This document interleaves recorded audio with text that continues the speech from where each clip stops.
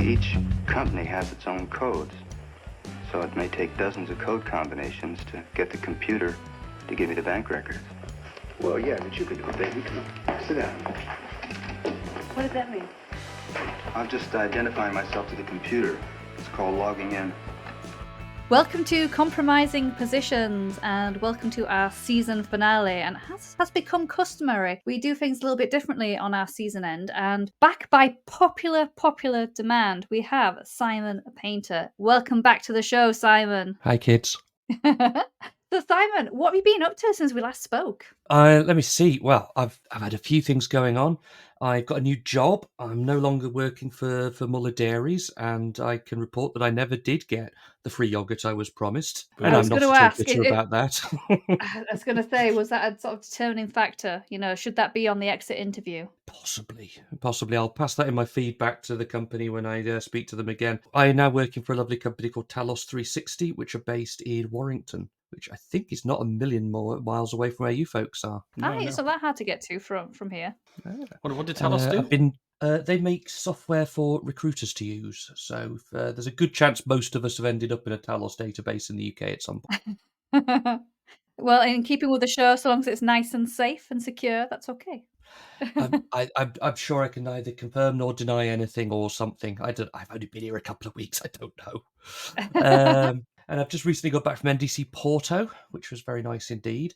And it turns out that my film talk, the one that you saw, has become basically like, you know, when sometimes when a sporting event gets cancelled and they stick an old James Bond film or something like that. Well, that's basically my talk. So for the second time in a row, I've gone to a conference. They've had a free slot, and I've said, you know, I got this one about films, and they've said sure. And you know, it's been really good. I think it's even improved from the time you saw it. Well, pretty good. Are you not doing it again in Norway? Sort of. So I got accepted, for NDC Security. It's going to be a variation on it, so it's much more focused tightly on InfoSec. The other one is more about things like social trends and having some fun at Sandra Bullock's expense. This is a new one that's going to be very much more about social, about InfoSec and security. So I've got a lot to say on the subject of Jurassic Park, most likely, and there'll be a few other things to talk about. Well, we are attending too, so we will look forward to watching that. Meeting up once again in person. Strange how I think you sent a message through saying, "Oh, I've just been accepted for NDC Porto," just as we were about to send you a message saying, "Oh, we've been accepted for Oslo." It's exciting, and maybe if we all sell our cars, we might even be able to afford a round of drinks. Maybe. That's the bit I'm not looking forward. It's the bit I'm not looking forward to. Eye-watering, non-expensable bits. Yeah. Well, this is obviously perfect research for you, because you came on, listeners, if you didn't hear the last show, I will put in the show notes. It was a blast. It's one of our most popular episodes, and people said, we want more of Simon, we want more of you guys talking about films, specifically cybersecurity films. So that's what we're here to do today. So this is perfect research for your future talk, Simon. I will accept, thank yous in the form of pound notes and things like that. That'd be great. But one thing you did mention is making fun of Sandra Bullock. Now, I actually had it in the neck recently. I was at a conference and a fan of the show came up to me and says that I was being too harsh on the net. Do you intend to do the same in your next talk?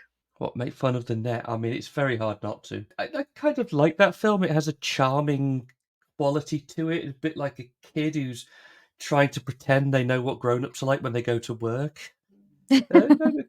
And Sandra Bullock's performance is legitimately good. I can't fault that. She does a lot of heavy lifting. She does. She is going to give that film a gravitas it has not entirely earned. And but I kind of find it sweet. But I mean, the IT details are very, very, very wrong. And I think it's very hard for anyone who's in the business to watch that and not realise quickly that they've got things a little bit squiffy. There might be some Sandra Bullock, you never know. I think one thing though, actually, looping back to one of the things we mentioned last time that we hadn't seen, was the Beekeeper. So he's a no spoilers, and we'll attempt to not spoiler it ourselves. But actually, as much as the relative, entertainment benefits of said Jason Statham movie, I've got to say their depiction of that kind of scam was actually, the actual scam itself proceeded in a very, I'd say, accurate fashion, comparatively speaking. I tend to agree. That was actually one of in my good notes about that particular film. It's talking about phishing, of course, and that's a real and legitimate problem, and that goes on literally all the time. I mean, the idea that someone's phoning you up and pretending to be your friend and who's come to help you out. I've had those phone calls. I just got a message saying that there's a problem with my computer. Yes, ma'am, we got this. Now, I'm wise enough that I just play them along, give them a fake name, and just see how long I can waste their time for. Sadly, they've gotten pretty good at spotting reverse scammers these days, which is a shame. I used to enjoy that. Yeah, they get that right. Where they go wrong, I think, is they have luckily for Jason Statham, the company that's scamming his friend are like in the next town along. So all he has to do is hop in the car, drive down the road for half an hour, and there we go. Bad guys headquarters. Punch people. Let's start doing what Jason Statham does, which is apply capital punishment to everybody involved. I'm gonna burn this place to the ground. Will you stomp his ass out? Just for anyone that's not seen it, just a very brief summary. So, The Beekeeper, it came out, was it this year? Last year? Okay, anyways, it's very new. It's our newest one on the list that we're going to go through today. And Jason Statham plays Adam Clay, and he's a beekeeper, literally. But then someone very important to him gets scammed, and then he goes on a big revenge mission, and it's the scam call centers that we all kind of know and love in this industry. And turns out he's more than just a beekeeper. The beekeepers are actually an elite set of kind of mercenaries, like more than Green Beret, just kind of secret, total badasses, basically. And so he goes on this huge revenge, almost akin to a we were just describing just before this call. It's a bit of a John Wick clone. Yeah, except that instead of a dead cat, he has a nice old lady, and instead of a dead wife, he has another nice old lady, the same one. It's the same lady, it's a dog, is both his dead dog and his ex-wife all wrapped in one, which means that they can get on with the killing a lot faster. It does indeed. And like John Wick, it's got all this weird little lore behind it, and everyone's scared of the beekeeper. Yeah, it's an interesting one, but what I think it does get right is that kind of dread at the start. I felt really full of dread when... Is it a horror from Star Trek? Am I wrong about that? Who is the lady? Well, I mean, it's not the the original one. I mean, sadly, she died a little while ago. Oh, she was the mum in the Cosby Show. That's where I recognise her from. Right. Well, actually, an interesting thing about the cast is, one other thing I found interesting watching this is you can play the game of who's actually American in this. Because the answer is nearly no one. I don't know why. Now, I noticed it was made by Statham's own company, so I can only speculate that it was probably filmed in the UK. Consequently, nearly the entire cast are British actors doing American accents, including Statham himself, who's done this a few times. He didn't really do much of an American accent, though, did he? It's like, can I detect a slight UK twang to your voice? Like, not a slight twang. It's just full on London. It is probably unconvincing enough that they had to cover it in the dialogue, but and not since Die Hard 3 has Jeremy Irons put such a terrible accent on. Hook, line, and sinker. Oh, I can't. Jeremy Irons has got the most beautiful English accent. And yet, lately, all I get to see him do is really bad American accents. In Die Hard, a really bad German accent. Please let Jeremy Irons just be.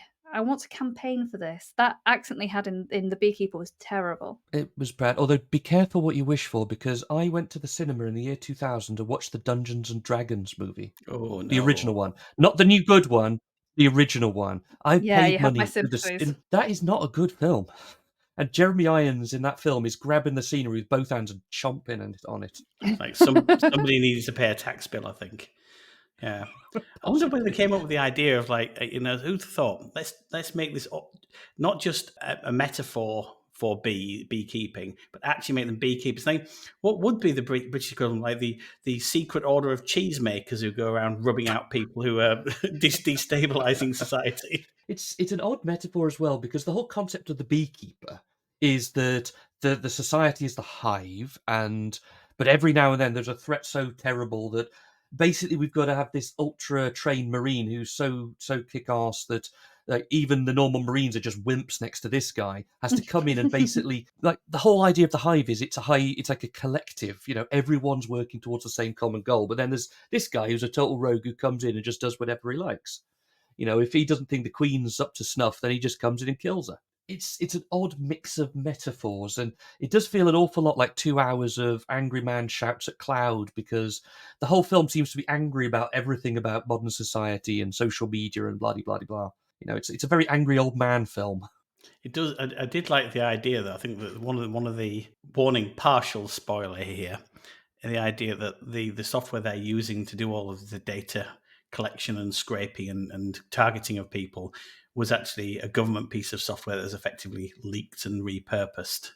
And actually, that is kind of a bit of a concern when it comes to people saying, like, oh, don't put back.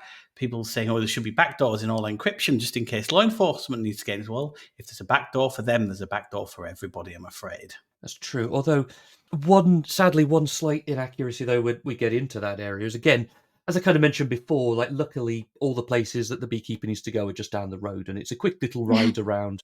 He probably only travels less than 50 miles over the course of this film as he kills his way up the hierarchy.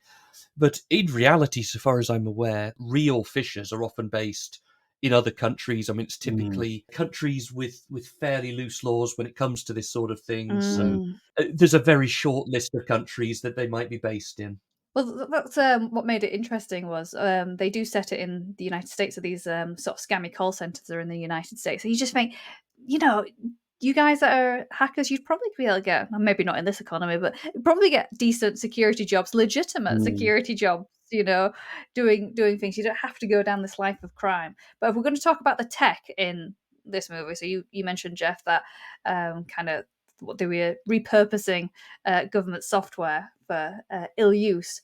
The Beekeeper software, these guys are supposed to be the most elite people going.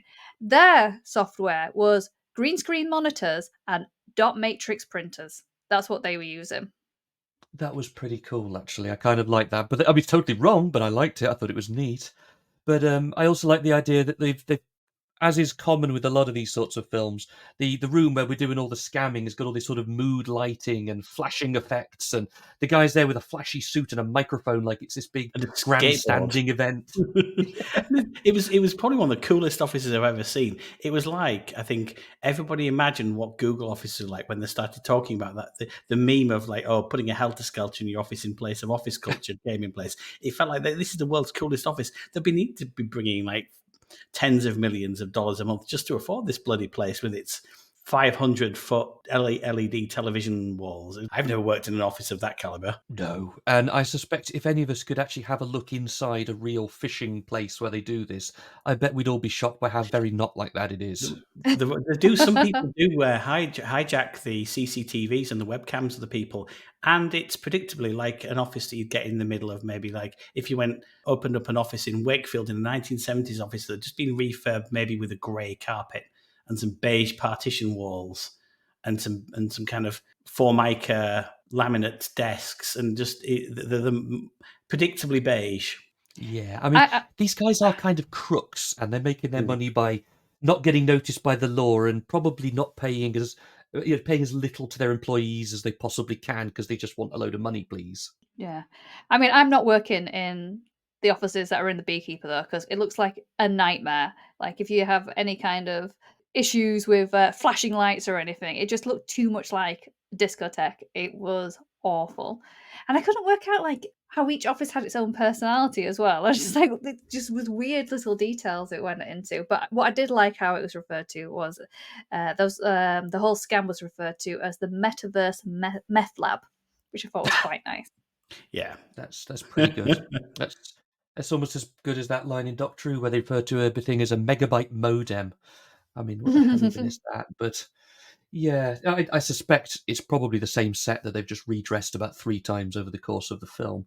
Might be wrong, but I bet I'm right. What did you think of the actual scam at the beginning? The actual scam, I mean, I mean, it's probably not far off accurate. I mean, the only inaccurate bit, of course, is that he's like this local American guy with his convincing, genuine American accent, probably, and that's probably less accurate. But the actual scam they do, yeah, that is probably, and it is probably the sort of people they target, like these sort of older generation aren't as tech aware, maybe, as some of the rest of us. The bit where they overpay. They overset a fund to your account and they, oh no, I'm going to lose my job. That's a very genuine line. I've seen when people doing the scam trapping things when they've actually caught people doing that. It's like, oh, this is. I think that I reckon they probably studied some of those videos, or if I was a guessing person, that they actually studied some of the videos of the scam trappers, the ones who stream on YouTube, and actually just took some out almost verbatim because it was too close to the truth, in my opinion. But I did also like the fact that most, I think, it was like filming Slough or something. Like the bridge, the bridge that goes up and down, where the middle section goes up and down. That is actually a British bridge. That's not an American bridge. Yeah. Well, it's probably because they got Statham, but he didn't want to go travelling, so they said, you've got to film it near my house, otherwise I ain't doing it. I don't know, I'm only guessing. But it would. I bet there was some sort of working out like that, which is why you've got one of the Red Graves being the president of the United States on day release from Doctor Who and stuff like that. I spotted quite a few British actors that I know pretending to be Americans over the course of it. Hey, it's what we do well. It's like our best, export in films is to do that. So for me, I think my mum loves John Wick, so I would be happy for her to watch this just to kind of get a little bit of heads up about scams and things like that, not to kind of think impulsively. So if you haven't seen it, basically the film opens with this old lady, Jason Statham's neighbor. She's on a computer. She gets a pop-up saying there's a Trojan on there. Call this number, and it goes to the call center scam. They get her to download something, and they've got access to a system. And then basically they get her to enter her bank details, and then they just totally wipe all her accounts, which then leads to, unfortunately, her killing herself. And then Jason Statham has to go on a rampage. Yeah, no, that's not a spoiler because that's the start, isn't it? Start of the film. You need an impetus to do it. Just going on YouTube and you say unalive or demonetize. Well, we're not on YouTube, so. But my thing is, it's like, want the bank? So it's like millions because she's like a trustee of a charity. Won't the bank have stopped any of that? Like, I don't understand why. This is where I would have thought so, but this is where I have to admit that I don't know. Well, it happened the other day. We noticed somebody on LinkedIn. It was only £20,000 from a business account, but there was multiple transactions of under £5,000 was siphoned out in minutes from an account where somebody's phone got stolen, and the bank did nothing. I'm not going to name and shame the bank, but they have been in contact with the person because the other account they had was one of the big four banks, and immediately sorted everything. And this was one of the challenger banks, and they're umming and ahhing about it. And $20,000 they just like made loads and loads of payments, and the bank just did nothing. Yeah, I mean, in this case, I don't know whether it's realistic or not, but of course, unless the poor lady has a really tragic day and then offs herself, then Jason Statham doesn't have a reason to go and punch everybody to death, which is basically what the entire rest of the film is. Oh, can you imagine the alternative universe where she doesn't off herself, and then Jason Statham comes over and she says, "Oh, this has happened," and then it's just him angrily on the phone to the banks for the rest of the movie. That would be so good. Just I'd watch really that film. Like, yeah. Just him transfer like that. Him being on hold, being angry at being on hold. hold. Yeah. It's just like it wouldn't be realistic. It'd be a highly unrealistic movie because if you're only on the hold for an hour and a half, that would be an unrealistic movie. It'd have to be like a 5-hour movie while he was sorting out on the phone with Jason getting increasingly upset and needing a wee. Maybe they should just do more Jason Statham like cybersecurity awareness movies, where he just goes over each cybersecurity awareness concept by it happening to somebody and then him punching loads of people to death. And the moral of the story is, don't make Jason get angry. Okay, I got a good one. How about if it's a Git merge that went wrong and broke production, and Jason Statham gets so frustrated he jumps out of his seat and starts punching people to death? Sounds good to me. Now, this film is quite well received. So on Rotten Tomatoes, it's got 79%, and people have been saying they like how like real world the issue of scamming elderly people is. This man can't do no wrong. But then other people says that this movie sucks Fortnite balls, which I'm not quite sure what that means. But it's mindless and things like that. So, fellas, what did you think of this film? Would you recommend it to our cybersecurity audience if they've not seen it yet? I thought I was pleased with their portrayal of fishing at the beginning. That was good. That gives a big tick from me. If you watch something like John Wick or heaven help you, the works of Steven Seagal and similar, and you just really love it where the guy punches everyone to death, if that's floats your boat, then you're probably going to have a great time. If you're wanting more than just angry man punches everyone to death, then it's probably not for you unless you're going to enjoy it slightly ironically like I did. Jeff, what did you think of it? You're a massive Jason Statham fan, so this might be biased. Wasn't the most nuanced of his works, and that's probably that's from a body of work that isn't necessarily the most nuanced anyway. I mean, Revolver, in my opinion, is still his greatest movie. I love that movie. I think that is a work of genius. It didn't get very good reception at the time. I thought it was a worthy watch, in as much as the fact that you can just switch your brain off a little bit. The production values were quite nice. I quite enjoyed the cast, accents aside. However, though, we did just watch John Wick about a week earlier, so I did feel like I was just watching a replay a little bit. Apart from the fact that Keanu Reeves got a bit more quite a lot more injured in John Wick than he did than Jason Statham did.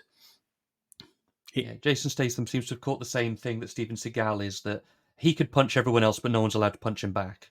Did we see Jason Statham running at all? And then we could really make a comparison between... Because he can flap his arms around like this when he runs. Yeah, like a T-Rex.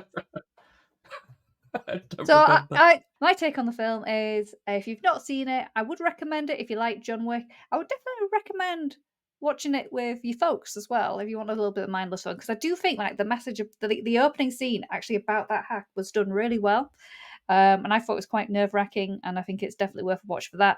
It's not the most sophisticated movie, and it's definitely not as good as John Wick, but it's a nice palate cleanser, I think. So for me, it gets a definitely watch from a cybersecurity perspective.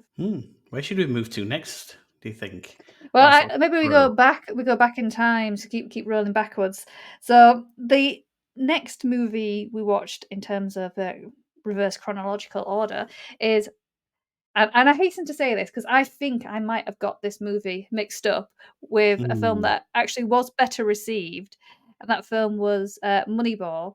I was for ages I've been convinced that the film I'm about to say was the one that Halle Berry won an Oscar for, but she didn't. This film, and it's not very well rated, Swordfish from 2001. Yeah. Best crackers in the world can do this in 60 minutes. I need someone who can do it in 60 seconds. You're kidding. Go. 45 seconds. 15. More time. Come on, stand. From the producer of The Matrix. 3, 2, 1. No, wait. Swordfish, rated R, starts Friday, June 8th. That was the first time I've watched it. I didn't watch it in 2001. I remember it coming out at the cinema, and I have a false memory that it was well received, but your recollection, Jeff, is that it was not well received. Yeah. There was a lot of talk, most of the talk, and I'm ashamed to say this, was in the tabloids around Halle Berry's first scenes where she had fewer clothes on than usual. And that was basically the only talk about the movie until the reviews came out and they went, oh my God, this is awful. So yes, it was not well there's received that. at the time. So very kind of briefly, the kind of premise of the film is that there is a underground counter-terrorist unit, and they want money to finance war against international terrorism, and they want to do that by hacker means. And so they get a hacker in, which is played by the usually wonderful Hugh Jackman to come and do it. He is not wonderful in this, unfortunately. And yeah, I'll be honest with you, I fell asleep quite a few times during this film, so that's as much as I remember. I have notes, but I did not enjoy this film. Simon, what's your thoughts and feelings on this? It's definitely a film that was made once. Okay, maybe we need a little more elaboration. I mean, it's all right. There was a load of these sort of things around at the time, these sort of slick cyber thrillers, and this is fairly emblematic of that. It's got a lot of the usual Hollywood tropes when it comes to computer films. You know, one of my favourites being the monitor is the computer. You know, he sort of switches. Yes. John Travolta gives Hugh Jackman this super duper advanced mega computer, and it's got 7 monitors. 7. In really impractical configuration, like all over the place. Like, this is a health and safety nightmare. Yeah, and all the UIs that are just there to make viruses and things, they're impossibly like slick with the 3D graphics. And when Hugh Jackman's working on his virus with this thing, I'm thinking, you spend about 5 times more, 5 times more just building up the UI than you did actually writing the virus software. Because writing virus software is pretty easy. You know, it's because everything has to look really slick, and it's the early 2000s, so everything's tinted with a bit of green and a bit of, you know, and all this. And John, what's his name? John Travolta's got one of his most improbable wigs I've ever seen him wear, and that's saying something. Yes, it's not a good look. No, and I mean, as I remember, I was either going to university or recently finished when this came out, and this was meant to be what software people are like, and they're all in like these cool leather jackets and strutting around like something that walks straight out of Zoolander. And I was thinking that okay, I'm new to this business, I was thinking, but I'm pretty sure we're not like that. I've not Pretty seen sure none of anyone us have like ever that. looked that cool. It's got the classic trope that quite a lot of hacker movies we've talked about in the last episode, and I'm sure we'll talk about in this one, which is the spirit fingers, maniacally typing at incredible speeds rather than actually typing anything of worth. Yeah, I mean, his what's his name? Hugh Jackman's proof that he's allowed to be in is that he could break in. I think it's at the FBI website. Well, let's just say he's being distracted, and if you've seen the film, then you know. If you haven't, I'm not telling you. But the whole point is he has to do it fast. He has to like break into the FBI website in 30 seconds or something like that. And yeah, I agree. It would have been much more. It would much more of a challenge if you managed to break in and do a thorough job of it and disappeared without anyone noticing. Because it doesn't matter if you do it fast or not. What I did enjoy, though, was at one point he was getting really drunk while coding his virus on his 7-screen impractical setup. And he starts standing up and rocking as he's doing it. He's like, are you doing a guitar solo or typing here? It was the first, I think he's the first typing solo I'd seen in a movie. And it was to like a pumping soundtrack. And thought, this is, I don't think people have ever used a computer who wrote this script. Oh, I bet they have, but I think that there was probably a mandate given that everything has to look cool. All our guys are cool, and sitting at a typewriter typing doesn't look cool. It doesn't fundamentally, and so they've got the same problem that hackers did. You know, we have to make this look cool, and hackers did it by cutting with lots of little images of old films and stuff to give us an idea of what they were thinking. In this case, everyone has to act like they're a rock star giving a virtuoso performance on stage all the time, which, once again, is not really what it looks like. And I suspect I'd get funny looks around the office if I tried that. You'd be out. You're still your probation, Simon, so, you know, you'd be out if you started acting that kind of thing. I suspect so, yes. But what I liked about the graphic interface as well, to me, it just looked like a giant Rubik's Cube. So when he was, you know, working on it, so basically it was like outlined cubes, and then every time he got a little bit more into the system, it would fill up, and I was like, oh, he's nearly done the Rubik's Cube. Yay. Now we really are moving into proper nerd territory, although, of course, it's... Again, they're trying to make it make a thing that doesn't look interesting. And the plot was kind of like basically largely lifted from old films. There's a lot of references all through it to old films, mostly old 50s and 40s films. So the obvious one, of course, being the Maltese Falcon. That's kind of a thread all the way through the film. And so those sort of old, I don't know if you'd call that a heist film exactly, but those sort of old crime films are very much the touch point for what they're trying to go with this. John Travolta's basically playing the fat man from the Maltese Falcon, only with a wig that makes him look like an Egyptian pharaoh. But other than that, it's the same basic idea. Yeah, and that facial hair is sus. Absolutely sus. I like how in the film they call the cyber crimes electronic crimes. I like that. I also like, you know, take a sip. You know, if we're playing a drinking game with these cybersecurity films, an access denied screen. Whoop whoop. Can I get a whoop whoop for the access denied screens? Yeah. Oh, the dialogue's just so bollocks though. It's like, oh, I can see the code in my head. Like, what do you mean by that? I don't understand. It's Hugh because Jackman. otherwise, it's because if Hugh Jackman doesn't say that, then he has to explain what he's about to do, and everyone except us would lose all interest. But not only that, I think also this film to me, there was no security consultant on this film. That's what that feels like. That line, I just see the code in my head, is because they didn't get a security consultant in. So they weren't going to explain it anyways, because there's things that they do that are just not in reality. And any security consultant on this film worth their salt would not have let this happen. I just don't think they had any security consultants on this film. No. Again, I think what they were going with was a sort of old Hollywood style heist film where, I'm betraying you and now you're betraying me, but I'm already betrayed you. There's loads of those, and a lot of those old films are pretty good, but that was what they were going for. I found the whole thing most of it being a flashback being a bit weird. I'm not a huge fan of films that are mostly flashback as well, because he spends some time staring into a CGI representation of his face on like a ball bearing from a flechette kind of weapon, from like a claymore, and then it's mostly told in flashback. But the opening scene where there's a very impressive looking kind of Matrix style 3D zoom around explosion, that was not done with. They did use some effects for it. It's actually done with 135 cameras apparently, which is probably quite an expensive effect to do. But yeah. And I think it's probably why they wanted to make sure that you paid attention to it. We spent all this money. We're going to open the film, and you were going to sit there, and you were going to watch this scene, and you're going to love it, and we'll bring it back again later so you can watch it again. It did promise to be Dog Day Afternoon, but with more explosions, and then it kind of just didn't. Mm-hmm. There were so many times when we were watching it, and I was shaking. So we were watching it on the laptop because we were traveling, and I was shaking the kind of thing to like, how long is it left? It was like halfway through already, and nothing had happened. Nothing of note had happened halfway through. I was just, what is going on with this film?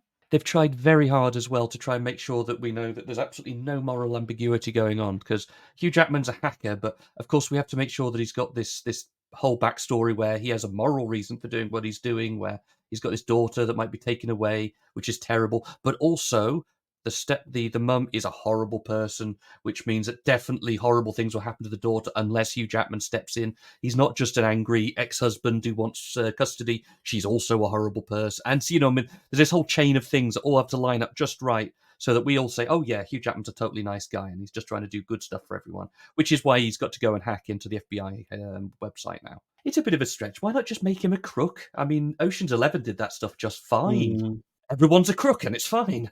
I mean, obviously in real life that would be horrible, but for the film, we can just enjoy their antics. And this film didn't quite know what it wanted to be. I don't think in that regard. I suspect it started as one thing, and then they watched Ocean's 11 and maybe watched a few other things, and they thought we want a bit more of this crammed in, and it all started to get a bit messy and unfocused and. The stuff at the end, when some of the MacGuffins around the origins of the group and everything like that, literally it's mentioned in passing, and even just suggested in one shot, where you see the kind of their base, and it's never really followed up on kind of the true reasons. It almost goes back to the Beekeeper. They're almost like the Beekeepers, almost. Do you know there's a couple of alternative endings? Oh no! What to it? All right, go on then. As far as I remember, now I got this DVD when it was fairly new, so I say got, I hired it. I mean, who remembers DVD rental places? That was a thing once. So as I remember, there's an ending where John Travolta totally gets away with it. He gets the thing and he goes off and he becomes this vigilante guy who's going around and blowing up the enemies of America or something, not unlike the Beekeepers. And then there's another version where that ending continues and it turns out that Hugh Jackman's ruined everything. And so I get the impression that they didn't even know when they were making the film if they liked John Travolta and he should get away, or they didn't like John Travolta and he should go to jail, or at the ending we get kind of halfway between those. Yeah. I didn't quite get where they were going for. He was super cool, untouchable, but also a violent lunatic at the same time. Which are we meant to be rooting for him? I don't understand. Yeah. You can't root for someone with facial hair like that. No. It is. So on Rotten Tomatoes, it got 26%. Some of the reviews are not as dated as I thought. It turns out to be a fun popcorn flick action. this person is wrong, in my opinion. The green filter, so trendy at the time, ages badly, disjointed plot, lose your attention. Yeah, I would agree with that. The only reason to possibly watch this movie, you want to see Halle Berry doing naked stuff. Yeah, I guess that probably is the only reason why. Yeah, over-exaggerating, cheesy. So, chaps, this film, it's got a huge cast in it. It's got Don Cheadle in it. Travolta, Jackman, Berry.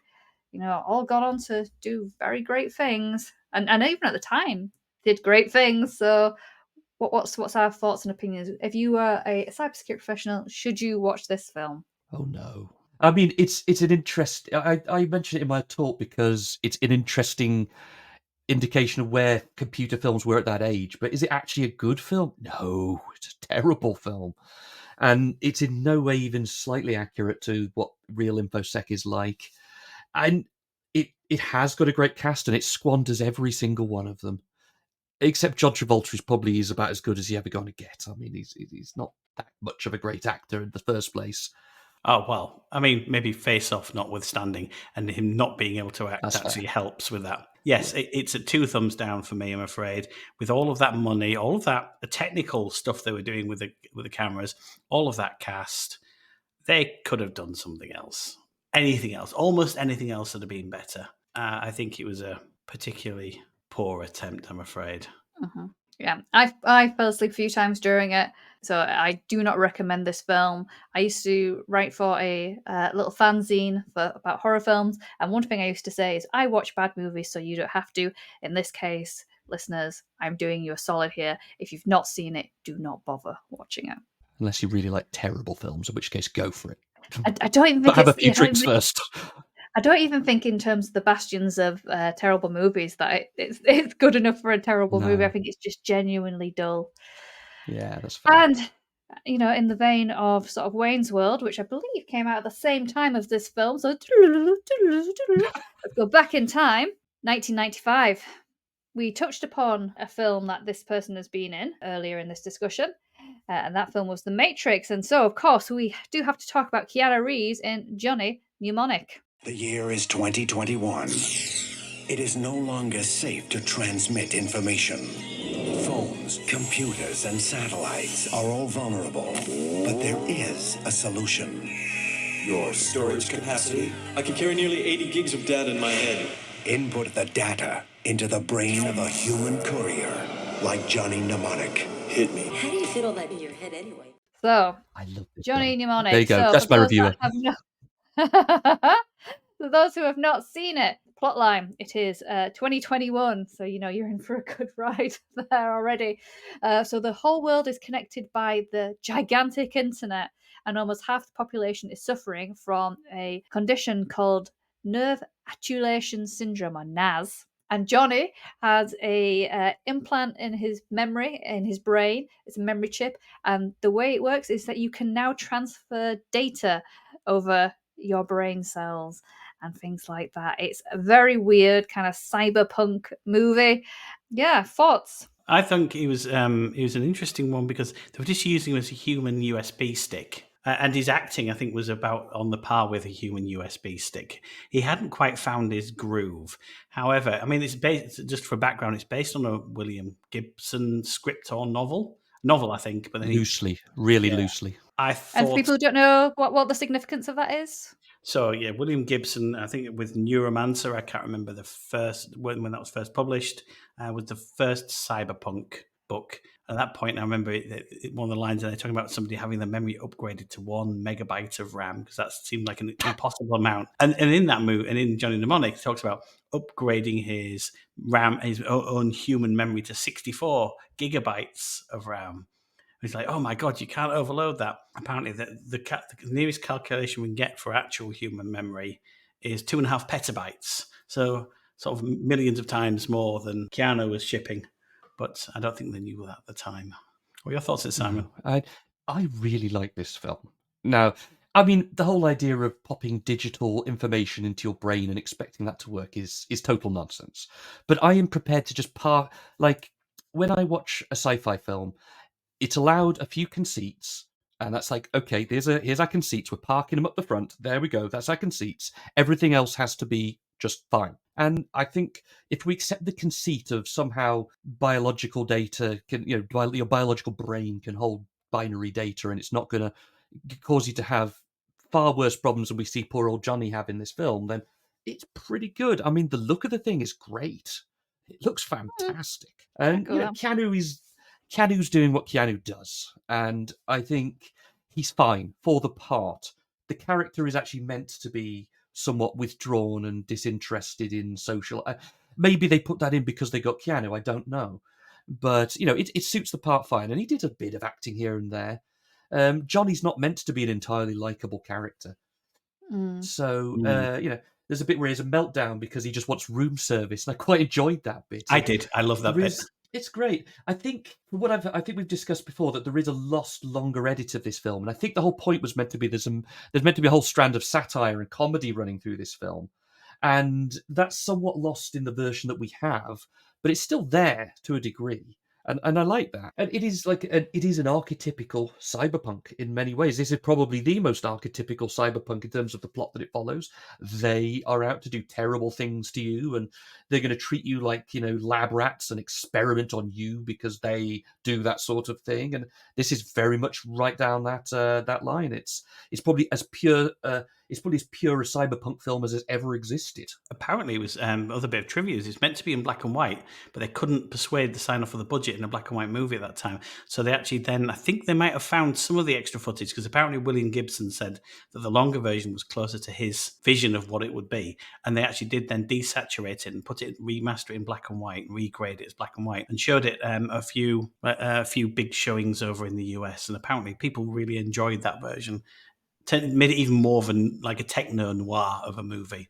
I would like to see that version. I really would. I've heard tell that there's a whole load of interesting stuff that was deleted out, and subplots and all sorts of other things. There are other bits of the plot that are rather fantastical, but I think it's a very stylized world, and so you can get away with a lot of that sort of stuff. The Matrix, with its very po-faced attitude towards all this, couldn't have had the talking dolphin. Bounced off the satellites that Jones hacks for us. The way the Navy got him hooked up, he cuts through hard encryption like a knife cuts through butter. Codebreaker. Good. Can't wait to meet him. Right this way.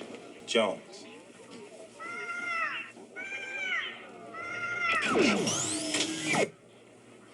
It's a fish.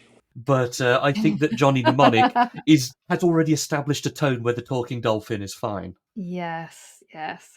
I would love to have seen a Paul Verhoeven version of this film. I think that would have been really awesome. I think that would have been just a little bit darker, but also with the sort of satire turned up. And yeah, when that dolphin came out, I was just like, I wasn't prepared. I wasn't prepared to see a dolphin be the hacker. Or maybe put Arnie in the role of Jonny Mnemonic, because then when Udo Kier gets it, in the beginning, he's I'm sorry he had to split. Oh, Udo Kier is fantastic in it, as is Dolph Lundgren as well. Oh yes, there is not nearly enough Dolph Lundgren in this. Just in life, I think. Yeah, I mean, he completely dominates everything while he's on, and maybe that's why they had to cut more of him out. Otherwise, it would have become like the Dolph Lundgren movie with the guest appearance by Keanu Reeves. I'm not sure, but he's fantastic in this film. He is. He does steal the show all the time. Jesus time. And they have to. Whoever watched this, probably were making The Matrix, must have gone like Keanu would be really good for The Matrix just from seeing this film, because there is definitely hints of it there. I mean, I can't remember the timeline of things, but this is obviously after Bill and Ted. This is after Bill and Ted, but is it before Speed? Oh, I think it's after. In my memory of the time is that this is after Speed. Maybe I'm wrong, but I think it is. And yeah, it wouldn't surprise me at all, because as much as I quite enjoy The Matrix, they lifted heavily from an awful lot of sources, including Ghost in the Shell, which is one of the other iconic cyberpunk films of this era. And Dark City as well. Almost all the sets were reused from Alex Proyas' Dark City. And it looks very similar. It's, again, green filter 90s.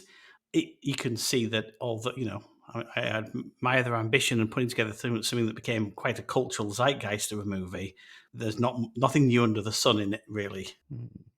I didn't know, but now it's completely off topic for us at the moment, but Dark City is a criminally underrated film. I love that film. Yeah. It's one of my favourite movies. Yeah. especially the director's cut. It's really good. I haven't seen the director's cut. I've only seen the theatrical, and it's a marvelous film. So I might need to track that down. But anyway, we're getting off topic. But yeah, that was interesting. But yeah. Well, and talking about the visuals, it's got another trope that we all love and enjoy in a cybersecurity movie, which is traveling through the cyber highway. Zoom. What I couldn't work out when it opens and it says 2020. So it gives you a big spiel about the virus and why everyone's sick and stuff like that, and how there's an underground gang called the Low Techs and they're the hackers, things like that. But then it says 2021.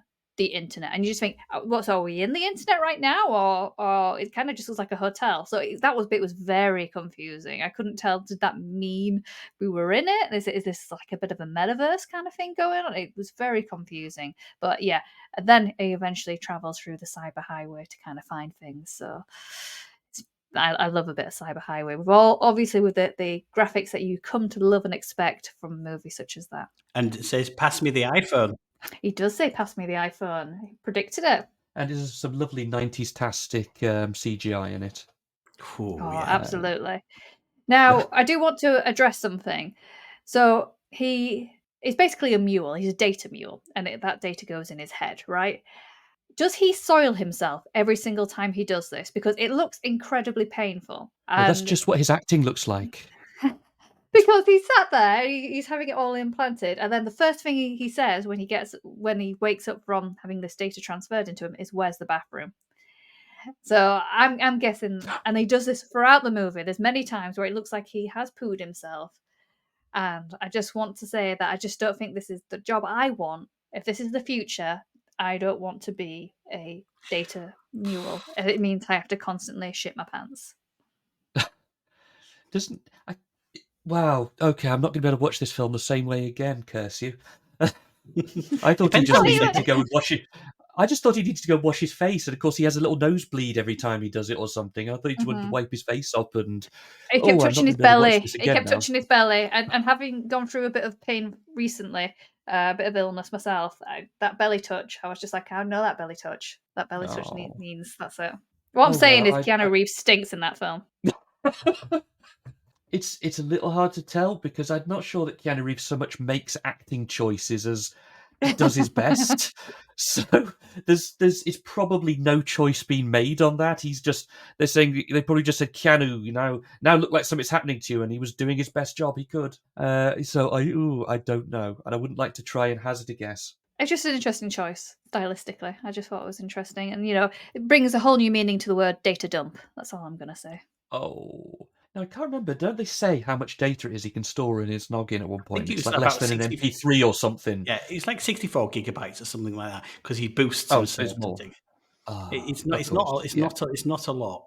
I think you said during it, Jeff was like, have you tried defragging, compressing data? Have you zip filed it yet? Yeah, apparently there's a lot more detail I've heard in the longer cuts all about like the lady who appears periodically on the screen throughout she's a sort of mysterious presence all through it, and that's meant to have a whole big more detailed revelation about who she is and how this all came about and why she's looking after Johnny and all that. But it's kind of there somewhat. They left in the mystery, but a lot of the explanations missed off in the final cut. It feels like half baked a little bit in some areas, but it's got a hacker dolphin in it, so who's to complain.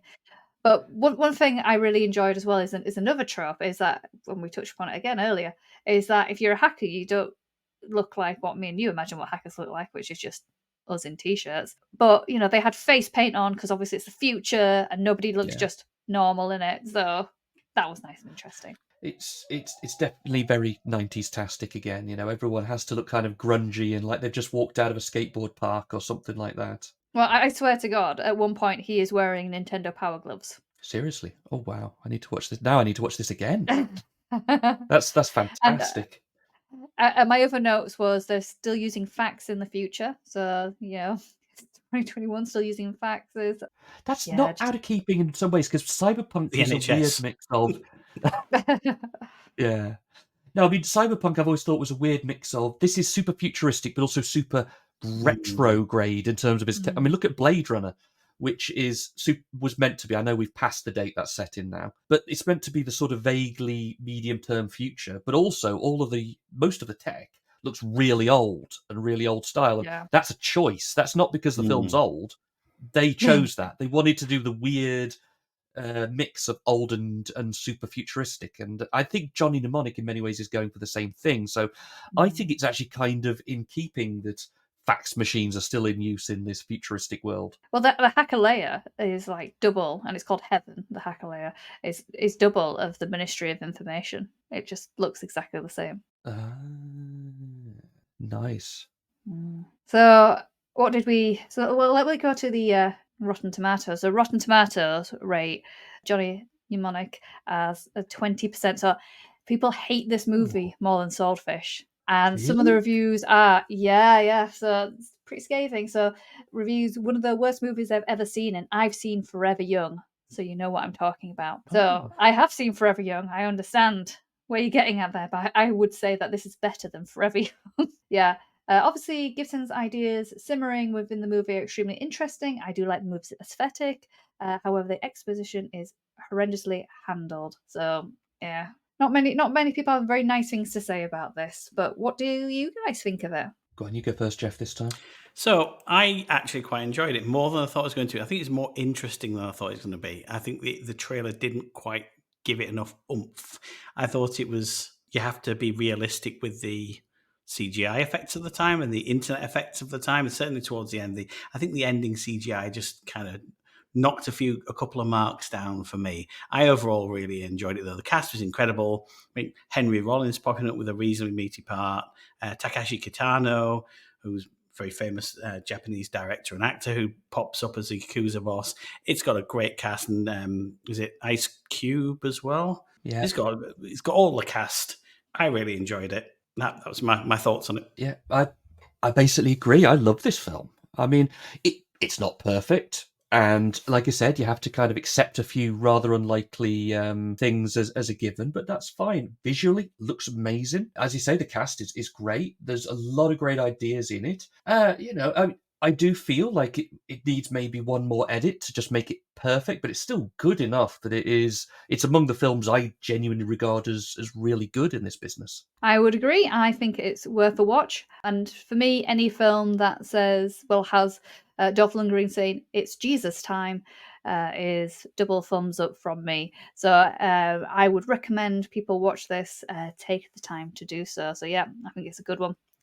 Now, going further back in time. Now, this one, you are able to watch this by going on YouTube. So this was one that you recommended, Simon, during your talk when we saw you earlier this year, delivering your wonderful talk about tech movies. And that is a curio little movie called Paperman from 1971. And I think I've single-handedly tripled the number of people who've watched it in the last decade. You have, yeah. So it's a made-for-TV movie, but don't let that put you off. It's actually, well, I won't go into too much in details, but don't let that put you off. So the basic premise is 4 college students take advantage of a credit card mistake who gets issued to apparently someone who doesn't exist. Well, let me tell you, I was just about to hand it back and say, hey man, right box, wrong name. And then I felt it. One of those lovely little plastic rectangles that spells out instant credit. It seems old Big Ugly, the giant computer that keeps trying to stick numbers on people, finally blew one. And I must say, it couldn't have happened to a nicer group, even though it was a mistake. I think that person does exist, but that's by the by, it doesn't matter. Anyways, so they decide to kind of commit credit card fraud, so they just go spend on this card. And then they realise very quickly, oh shit, actually, we probably shouldn't have done that. Let's see how we can kind of cover our tracks. So they use the university computer to erase those charges. But the computer seems to have ideas of its own. And it's got a really early performance from a favourite of mine from Blue Velvet and, of course, Quantum Leap, Dean Stockwell. Mm-hmm. And he's brilliant in it. So, Simon, this is your baby, and I appreciate you for introducing me to this film. No worries, although believe it or not, that's not really an early Dean Stockwell performance.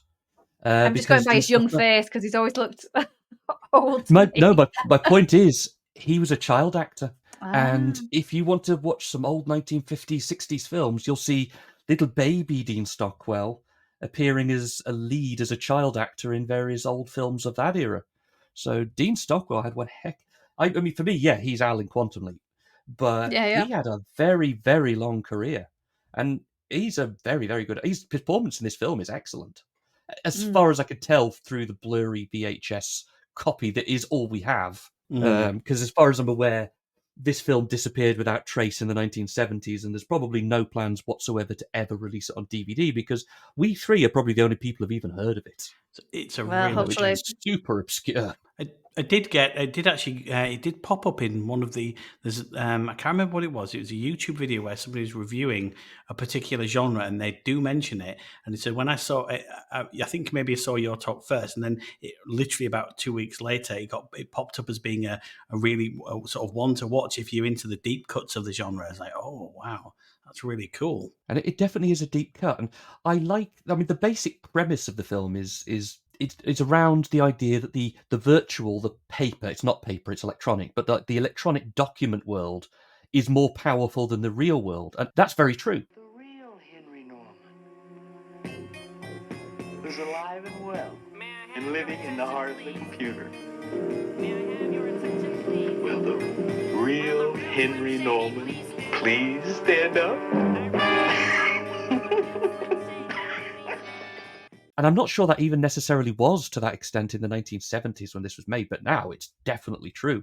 If you really, really wanted to cause someone grief, you don't kill them, just have them registered dead in records, and their entire life will be hell from now on. It gave that little bit there when they start talking about creating an entire thing and wipe it. It's like, oh God, is this where they got the idea of the net from? You know, it just feels like there's just like a little link there. I'd be very surprised. I mean, this is an obscure film. Yeah. How did you come across it then? Because it's very obscure. I really wish I could credit the person who put me onto it, and I'm so sorry if they're listening to this because I can't remember who it was. But I did a blog for a while, and I need to get back into it because I'm just far too busy with so much going on. But reviewing computer films, and every now and then people used to reply in comments to say, "Here's all other films that you should be looking at," and someone mentioned Paperman with no further information. I said, okay, I'll go look. And I was quite astonished by what I saw, to the point that I revised the middle section of my talk to make sure I included Paperman, because it was such an interesting idea, especially as this was made so long before these concerns became a real thing. Mm-hmm. You know, this is a film that actually, I don't know, I mean, maybe it disappeared because people thought it was improbable at the time, but actually, this film predicted a whole load of stuff that didn't really become a thing and for decades later.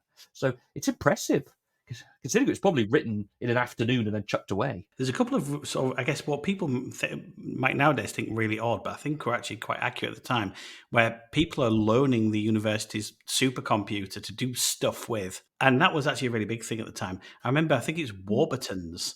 Warburton's had one of the first massive mainframes in the UK, and they were loaning the compute out to things like our intelligence agencies. So the bread maker, Warburton's the bread makers were processing incredibly secret information long before, I imagine, encryption was much up to much snuff. Wow. Oh, and I found our link between the Beekeeper. So Warburton's toast, and then Beekeeper, obsessed with honey. For the Secret Service, it's all connected. We've cracked it. We've cracked the code. But one line that I did like from the Paperman was, you know, they're trying to they're inputting the code on push cards as well, so which is nice, into the machine.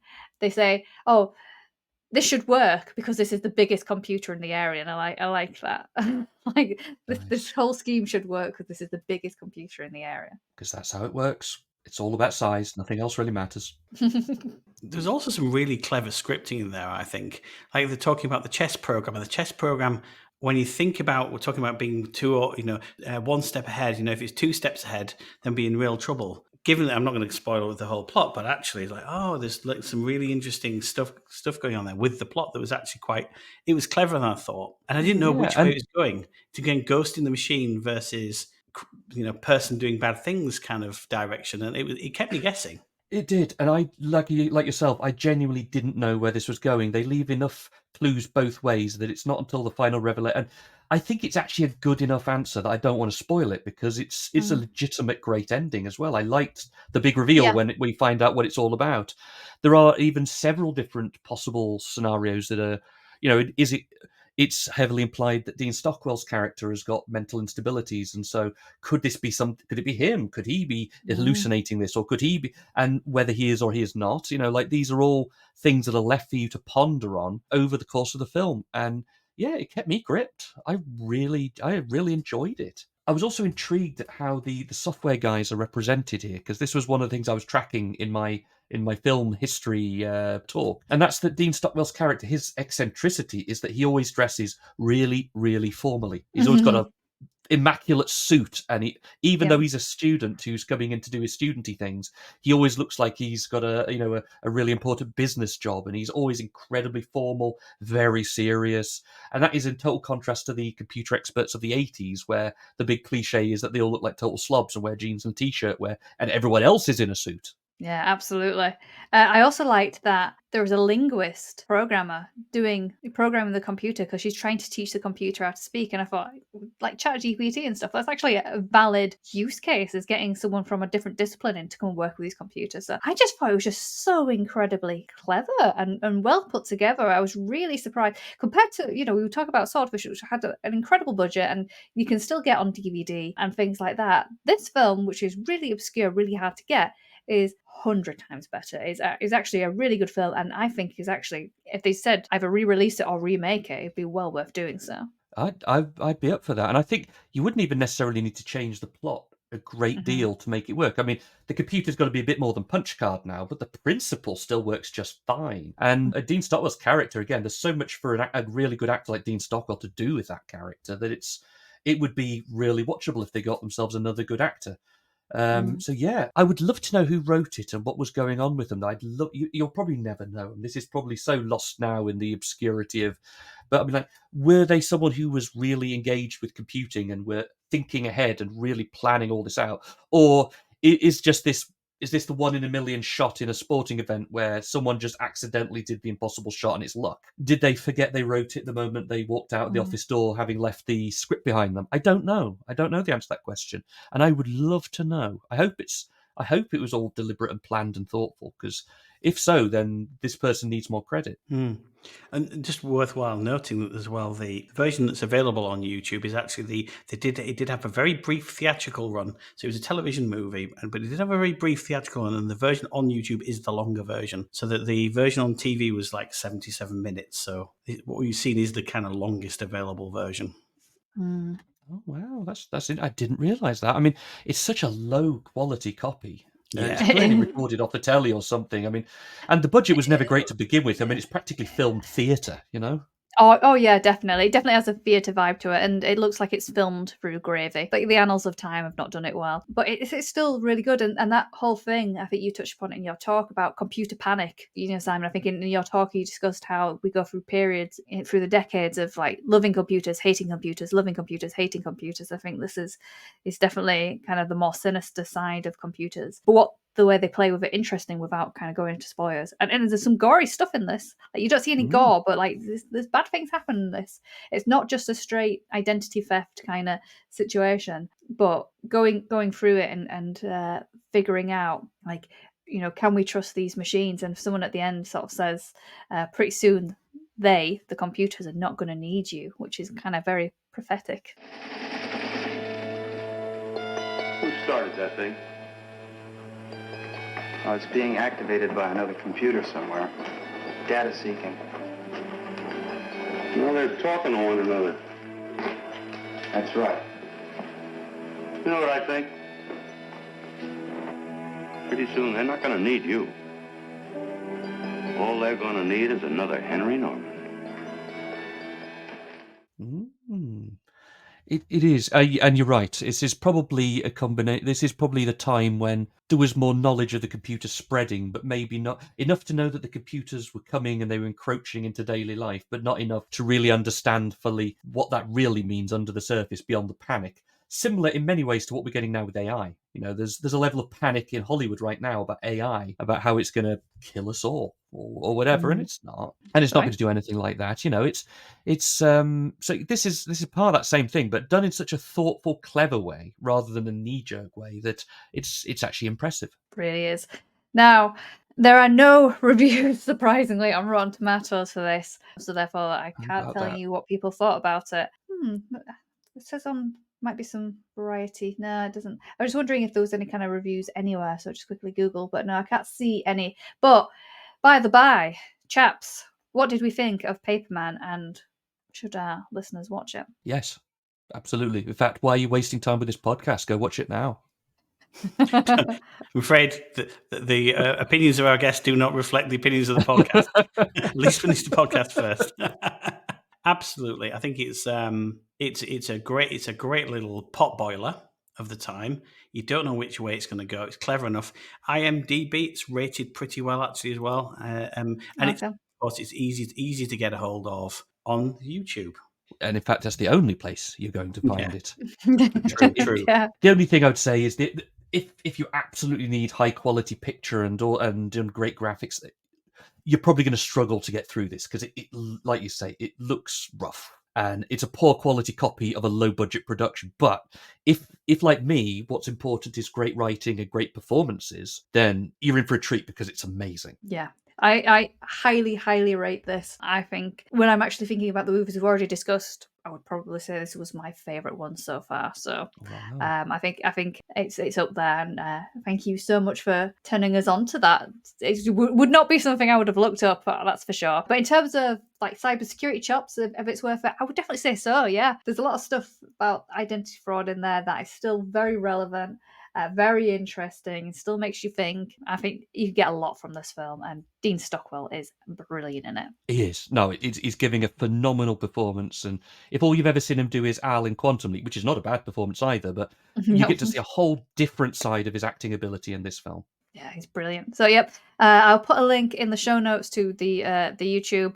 I can't imagine they'll ever take it off, so I'm not worried about posting that so that it just doesn't disappear. Yeah, definitely watch it. Try and get through it, even though the quality is not brilliant. It's fine. I figure if Jeff can sit through it, which he is a bit of a 4K snob, we'd be fine. So it's all good. Now, our final movie of our discussion is one you've requested not once but twice now, Simon. You've got a lot to say about this film. That film is The Italian Job, the original version from the 60s. So that's 1969. So, you know, between the two of them, from Paperman to The Italian Job, only a couple of years. So, Simon, do I need to even describe what the plot is for The Italian Job? Do most people know what that is? It's, you know, it's a caper. It's stealing gold in Italy using minis. So... Yeah, I mean, I'm willing to bet that these days we'd probably be surprised how few people have heard either of The Italian Job or the fact that there is an original version of The Italian Job, because, of course, the one we're discussing is the original British film from the 1960s starring Michael Caine, not the more recent American remake starring, was it Mark Wahlberg? Yeah, I think Jason Statham's in it as well, it was isn't Wahlberg. Oh, my goodness me. And Vinnie Jones. Oh, wow, okay. So that's where we're going with it, is it? Vinnie Jones was also in Swordfish, wasn't he? Wasn't he in something we watched recently? No, he was in Snatch, though. I didn't see the remake. Now, I mean, the original it's not perfect by any stretch, but it is a very iconic British film. And maybe I'm being unfair, but remaking The Italian Job would be like the British remaking, I don't know, Citizen Kane or so. That's not fair because Citizen Kane's really good. But, you know, something iconically American. And so I never could bring myself to watch the American remake. And it's probably fine. I've seen believe it or not, I've seen an Indian remake of the American remake. But I watch a lot of Indian films. But yeah, I mean, the original film, it has some gender politics that are really, really, really bad. Mm-hmm. Probably were bad then, and certainly are bad now. And if you remade it straight with the same script now, I'd say that you're a horrible person. But you know, it was a product of its time. It was the mid '60s, late '60s, something of that sort. 69. Yeah, I mean, it's a straightforward heist. It's a straightforward heist film where, I mean, the basic premise of the film is that our guys are sort of like minor crooks who want to go and steal a whole load of gold from the Italian mafia. And the plan they come up with to do this is that they get a computer expert played by Benny Hill the first hacker ever to appear on screen ever, kind of. And the idea is that they want him to go in and reprogram the computer that runs the traffic system in Milan so that it causes absolute chaos on the roads, except with one path clear through the city, so that they can drive through the clear path, which will appear as they need it, and then escape with the gold in these converted minis. And also at one point, Michael Caine says, "You're only supposed to blow the bloody doors off," which, I cannot do the voice, but that's one of the famous lines from the film. And I don't know if they put that in the remake or not, but it's a brilliant moment. And yeah, Benny Hill plays the first hacker ever on screen. And of course, he hacks with great big rolls of tape, because that's what all the computers are. They're giant tape machines. And how exactly he comes up with this is really left to your imagination, because I don't even know. This is so long ago. This is the prehistory of computing, as far as I'm concerned, because this is magnetic tape messing around with probably punch cards and all sorts of other things. And the less said about the way they motivate them, the better, because it's just horrible, horrible dated stuff. Professor Peach, do you see what I'm getting at? Your brawn, my brain. Not stupid, you know. It's cooperation, isn't it? Like that flagpole out there. Flagpole? The flagpole in the yard. Oh. I know. If there was a convex mirror up there, 27 degrees vertical, 42 degrees horizontal, I could see straight into Matron's bedroom. But if you know anything about Benny Hill, then it wouldn't take you many guesses to work out what they do. But it does also raise the valid point that physical security is all important, because they just kind of let Benny Hill waltz into the Italian offices, and presumably he never talks to anyone, and reveal the fact that he can't speak Italian, presumably, unless there's a whole load of missing Hill footage where it's all about Benny Hill, secret agent, sneaking around the Italian offices and fooling everyone with his amazing skills. But I doubt that. Would we wear stockings over our heads? Oh, no need for you to. Oh, I'd like that. I think that's what I said. They missed a trick by not having them play yakety sax as they're chased around the Italian traffic control headquarters. They missed a massive trick. I think it's almost a film that could have survived that as well. Benny Hill apparently was very quiet, very shy, and kept himself to himself, and so he almost plays in character, I think, for the film. And then he's just kind of written out of the movie once they're done with him. It's like, oh, we can't think of any more, apart from the hacking and the one-dimensional, very politically incorrect and dated joke. There's no more script for him, so we'll just write him out the script very quickly, and then the ending is never really resolved. We don't know what happens to Mr. Benny Hill. That's a point, actually. He's not in the minis, is he? And I don't think you see him in the bus at the end either, do you? He gets carted off mid-movie. Yes, he goes to prison. I feel like because there's a rather rotund lady that he catches his eye. I'd like to think that in the remake, if that character is still in that film, which I imagine they probably he is in some way, that his theme song is "I like big butts and I cannot lie," because that's kind of the kind of premise that Benny Hill is challenging throughout it. Yeah, it's. I really I remember when Michael Caine's films came out in like a very special VHS release, so all the video boxes looked the same and stuff. So Italian Job was one of those that my parents shelled out for, and so it was quite a regular staple at my house. So I have quite fond memories of watching them. And some bits are still quite funny and humorous, and some things have not aged well. But can we answer this question? Now, it's set in Turin, and the place that they hack into is the Turin Computer Center. Is that Turing, as in Alan Turing? Or is that me just being too clever? Is the film being clever or not? Oh, I hadn't noticed. I think not. I don't think it's that clever a film. I honestly don't. Oh, and another point of trivia, by the way. Originally, the motivating factor for Benny Hill's character was that he was obsessed with model train sets. And originally, they were going to bribe him with model train sets. And I think that portion of the film would have aged far better if they'd stayed with the model train sets. But I think they got Benny Hill in their film and they wanted him to do some things that he does. The traffic jam scenes, which were really well staged, turns out they weren't staged in the way you think. Apparently the Mafia really did actually, basically they got a backhander and really did jam the streets of Turin up. Wow. So all of those angry Italians waving their fists and shouting, that's real, apparently. That's according to the trivia. Wow. There's also a rather lovely deleted scene on the DVD if you get it, which was a long sequence where the cars ballet dance on the ice, which is really funny and kind of sweet, but absolutely destroys all sense of momentum in the film if they leave it in. But I think they just liked the scene so much and they worked so hard on it, they preserved it. So it's the one deleted scene that still exists. Well, that film is obviously considered a British classic. Out of curiosity, what do you think the remake for the Italian Job on Rotten Tomatoes is? What percentage? The remake? The remake. Now, Rotten Tomatoes is open to the whole world, and I bet there's I can always go both ways, because probably most people outside of the UK have never heard of the original one. Mhm. And I can imagine that one getting a lower rating because no one's heard of it. But on the other hand, those people that heard of it because it's got this status of British classic probably really highly rate it. So I'm going to go lower. I'm going to say that it's got an average lower percentage, the remake. Okay, yeah. So the remake is rated 73% on Rotten Tomatoes, and the original is 82%.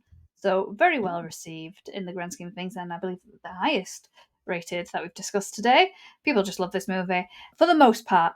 However, I think looking at the reviews, some of the younguns probably find it a little bit more dull, because obviously the pacing is a lot different to how films are sort of shot these days. Yeah, it is well received, and so I guess my question to you both is, from a cybersecurity perspective, is it worth a watch? Ooh, from a cybersecurity perspective, honestly, probably not. I mean, it's interesting. It's an interesting historical artifact at an attempt to depict what we would now call hacking in the 1960s, and it's interesting from that perspective.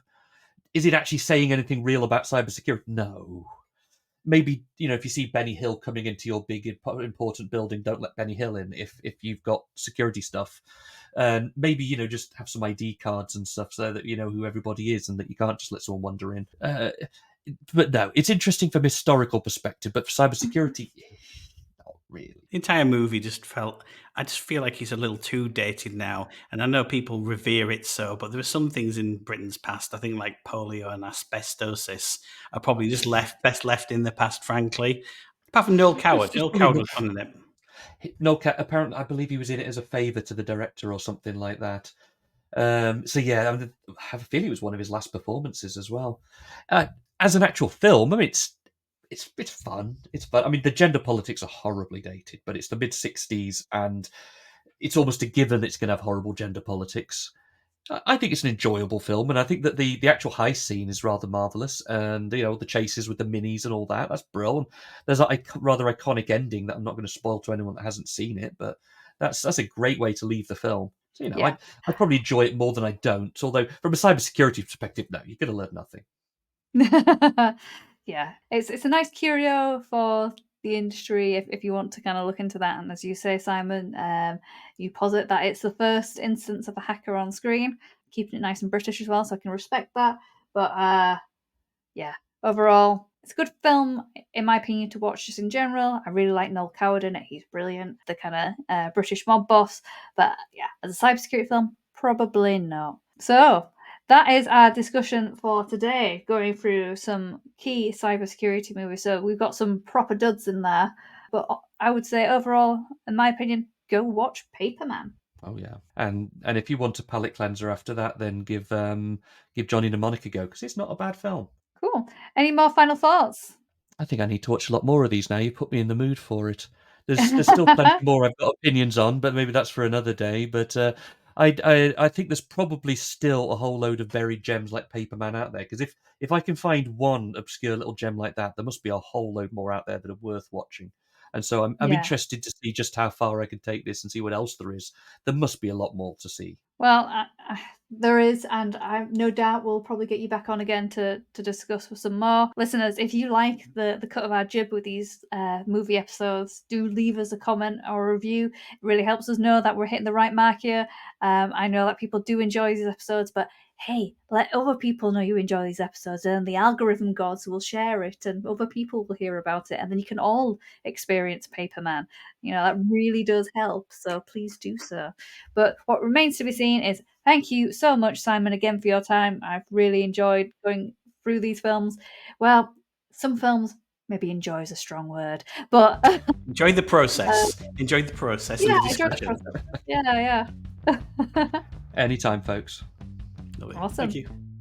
Thank you again to Simon for joining us for another fantastic look at the cybersecurity movers, that shake us, that just downright baffle us sometimes. We love doing these episodes. This is our actual season finale. We hope you've enjoyed this season. As a very special treat, we have a review of our channel from the late great Roger Ebert. All that remains to be said is keep secure, and don't forget to ask yourself, am I the compromising position here? Compromising Positions has a real good cast, but never really works, even though it could have been a lot of fun in a kind of a kinky offbeat way. And the problem, I think, there's a real bitterness in the way that these people are portrayed and the way we see them, and that kind of turns us off. So I can only give Compromising Positions 2 stars. I'm Roger Ebert.